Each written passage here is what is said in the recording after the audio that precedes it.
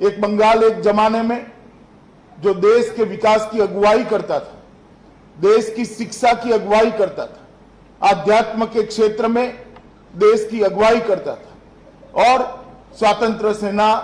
स्वातंत्र सेनानियों के क्षेत्र में भी बंगाल पूरे देश भर में मुखर करता।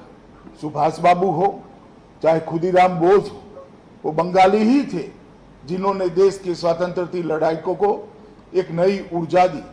वंदे मातरम के गान ने पूरे भारत को एकजुट करने का काम किया। वही बंगाल आज गुंडा राज के अंदर लिप्त होकर रह गया है। 10 साल के दीदी के शासन में मोदी जी ने जो योजनाएं पहुंचाई, 115 से ज्यादा योजनाएं गरीबों के लिए, आदिवासियों के लिए, दलितों के लिए मोदी सरकार ने पहुंचाई है, वो योजनाएं आप तक नहीं पहुंच रही और इसका सबसे बड़ा हर्डल है, इसका सबसे बड़ा कोई रोड़ा है तो ये तृणमूल की सरकार है। मैं आज झारग्राम की इस रैली में हजारों की संख्या में उपस्थित सभी आदिवासी भाइयों को कहना चाहता हूं, आज एक संकल्प कर जाइए। हमारे विकास में जो सरकार आड़े आ रही है वो सरकार को हम हटाकर दम लेंगे। मित्रों, थोड़े ही दिनों में भारतीय जनता पार्टी का घोषणा पत्र आने वाला है। मैं आज आप सबको कुछ चीजें बताना चाहता हूं। भारतीय जनता पार्टी की सरकार बंगाल में बनने के बाद पंडित रघुनाथ मुर्मू ट्राइबल यूनिवर्सिटी हम झारग्राम के अंदर बनाएंगे, जो ट्राइबल बच्चों को उचित अवसर देगी और उनके जीवन को आगे बढ़ाने का काम करेगी। स्टैंड अप इंडिया की जो योजना मोदी जी लाए हैं, बनने वाली बंगाल सरकार स्टैंड अप योजना के लिए भी 100 करोड़ रुपया लगाकर लाखों आदिवासियों को आत्मनिर्भर बनने का मौका देगी।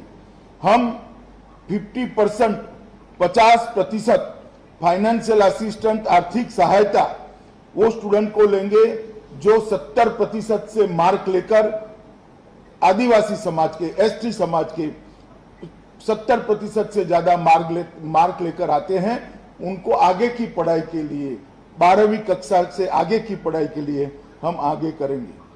कंस्ट्रक्शन ऑफ हॉस्टल, जो छात्रालयों के निर्माण का काम मोदी जी ने हाथ में लिया है, उसको भी 100 करोड़ रुपया और जोड़कर हम आगे बढ़ाएंगे। और एकलव्य मॉडल रेसिडेंसी स्कूल केंद्र सरकार ने जो भेजी है, वो बंगाल सरकार ने इसको ढंग से इंप्लीमेंट नहीं किया है, उसको ढंग से जमीन पर नहीं उतारा है। मैं आपको वादा करना चाहता हूं कि हर तहसील में एकलव्य मॉडल रेसिडेंशियल स्कूल बनाने का हम काम करेंगे। वन धन विकास केंद्र जो आदिवासियों के स्किल अपग्रेडेशन के लिए काम करता है, उसको भी हम आगे बढ़ाएंगे। फॉरेस्ट राइट एक्ट पूरा का पूरा इंप्लीमेंट हो और इसमें ना कोई चुना हुआ प्रतिनिधि भ्रष्टाचार कर पाए, ना कोई सरकारी अधिकारी भ्रष्टाचार न कर पाए, इस प्रकार की हम व्यवस्था करेंगे। ओरान, मुंडा, भूमजी, कोरा, लोढ़ा, माहिली, बेदिया और सबर, ये सारी जातियों के लिए 10-10 करोड़ रुपए का एक फंड बनाकर हम ये जातियों के विकास के लिए आगे बढ़ाने का एक कॉर्पस बनाएंगे, जो 100 करोड़ का होगा। संथाल से लेकर सारी आदिवासी जातियों को इसके अंदर हम जोड़ने का काम करेंगे। और जितने भी एसटी के मुकदमे होते हैं, इसमें फ्री लीगल एड, हम कानूनी सहायता फ्री ऑफ कॉस्ट देंगे। और सबसे बड़ी बात है कि हम ये सुनिश्चित करेंगे कि एसटी सर्टिफिकेट जो है वो भ्रष्टाचार के बगैर मिल जाए।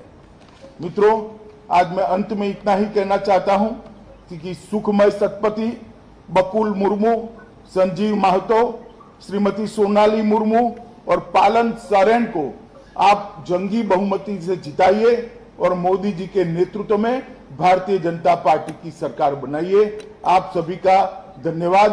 अंत में फिर से एक बार आपकी क्षमा मांगकर मैं मेरी बात को समाप्त करता हूं।